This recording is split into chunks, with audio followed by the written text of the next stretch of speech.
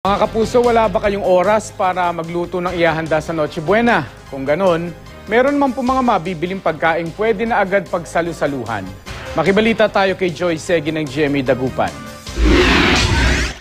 Kung wala ng oras para mamili at magluto ng pang Noche Buena, pwedeng subukan ng on-the-go Noche Buena meals. Ang lechon na kadalasang nasa hapag tuwing Pasko, maaaring mabili ng 5,000 hanggang 8,000 pesos sa isang restaurant sa Katipunan.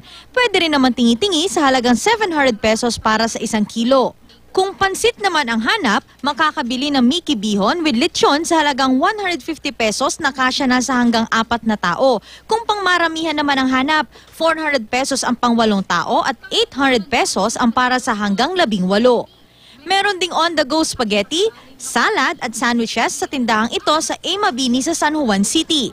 Makakabili rin doon ng panghimagas gaya ng peach walnut tort, brownie walnut cluster, dulce de leche at red velvet cake. Nasa 700 pesos ang isang piraso ng cake na ito. Pero may ilan namang kahit busy na, may oras pa rin para makapamili ng pang Noche Buena.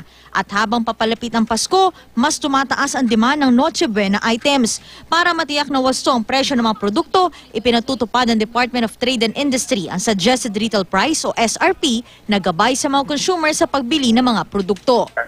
Ang aming pong experience sa DTI, mababa pa po ang presyo ng mga basic goods sa SRP.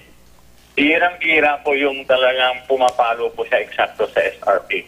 Sa Pangasinan, mahigpit na binabantayan ng DTI ang mga pamilihan. Tumatas ng konti pero mas mababa pa rin kaysa SRP. Yung mga iba, pinaabot hanggang SRP pero SRP pa rin siya.